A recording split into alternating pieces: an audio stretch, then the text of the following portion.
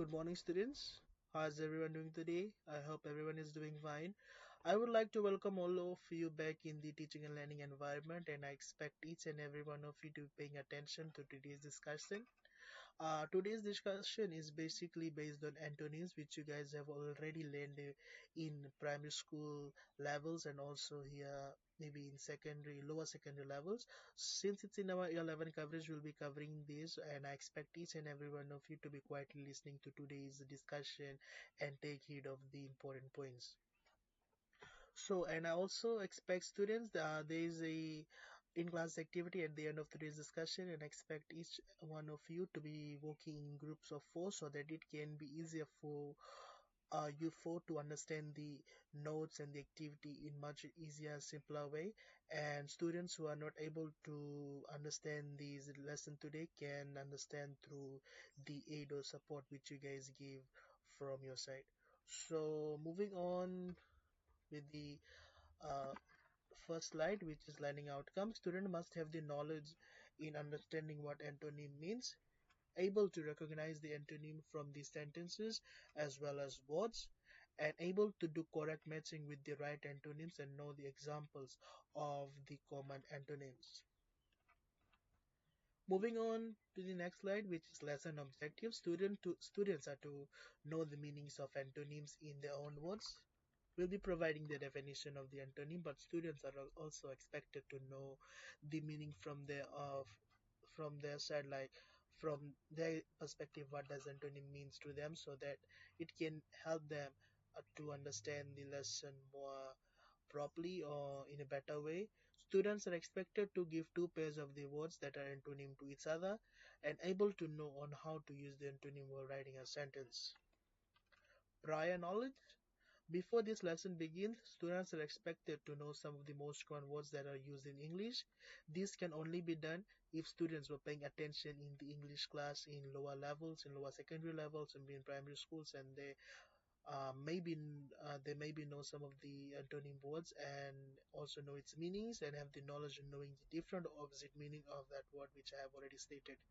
If you guys were paying attention, if you guys have come through any of the words which were in link with antonyms, it will be easier for you to understand this lesson in a better way. So let's see what is antonym. Antonym is a word that has an opposite meaning of the other word. Antonym helps uh, understand the differences between two ideas, and it makes the language clearer. Sometimes words can be transformed into antonyms through using prefixes such as an, in, or, and should. Antonym is also known as opposite word. In primary schools, instead of using antonym, opposite was much more recognized. But as year level increases, the word changes as well. Antonym is not a different word, it's the same word as opposite, but it's just a synonym word of opposite. So instead of opposite, the word antonym is being used. So antonym help us in describing an individual, maybe a person, place, as well as things.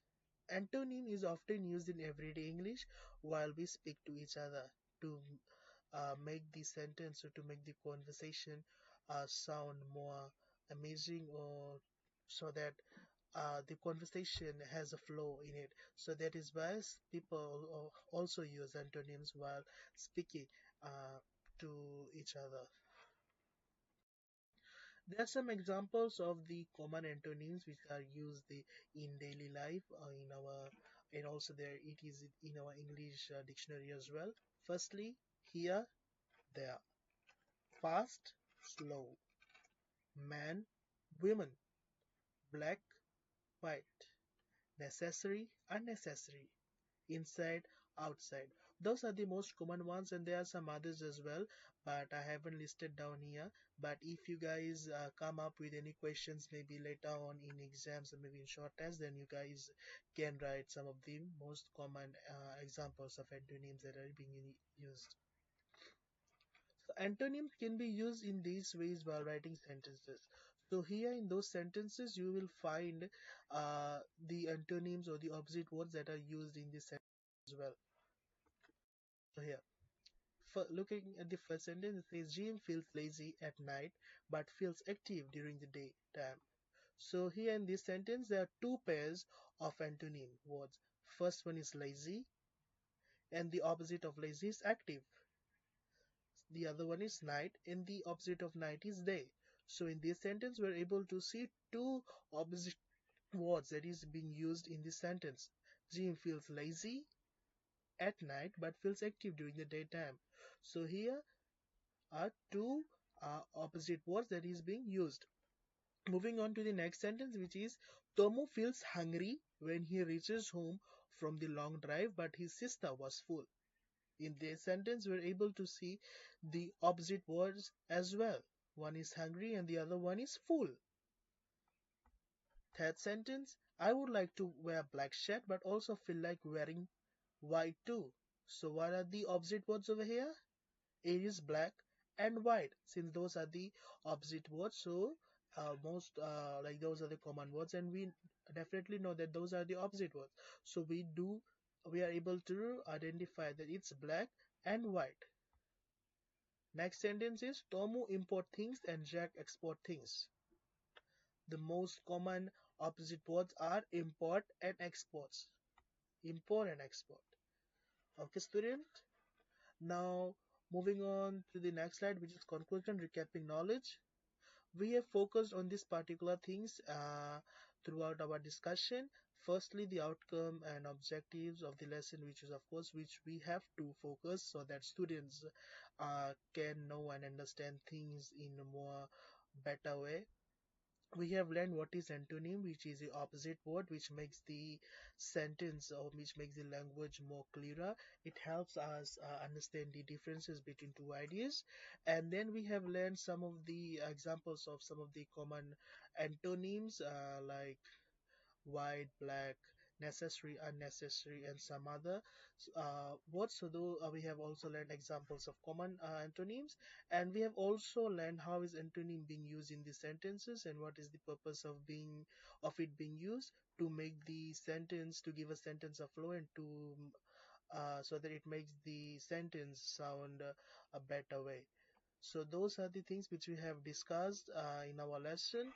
Moving on to the next slide, which is the in-class activity, and I expected every one of you, as I have before beginning with the lesson, I have told you guys that at the end of this lesson, I'll be giving you a in-class activity which you guys can do it on your own time, but in groups of four, so that it can be easier for all of you to understand things in a better way. And if you guys have any confusions, you guys can ask each other or refer back to the notes. And if uh, you guys still have confusions, then you guys can come to me and I'll happy to help you out. But do those activities, students, on your own time, as it will help you prepare for your exams, and maybe in short test, if any of those like questions comes, you guys will be able to tackle out those questions. And so students, this was the last slide, and if you guys have any questions in regards to today's lesson, if you guys feel that there are some confusions with you, and if you guys were not able to understand things more clearly, or having some sort of ambiguity in you, then you guys can feel free to go and check the notes to remove your confusions. And if you still feel confusion, then you guys can come and see me, and I'll be so happy to help you out. So students, looking at the time, we are not left with much of the time today, so I'll be ending our class today. So our class will be ending soon, so I think there's no question with all of you. So I hope to see you all back in our next class. So make sure go through the discussion which we guys have done today, and do go through the activity questions on your own time as well. Thank you, students, and we'll end our class over here.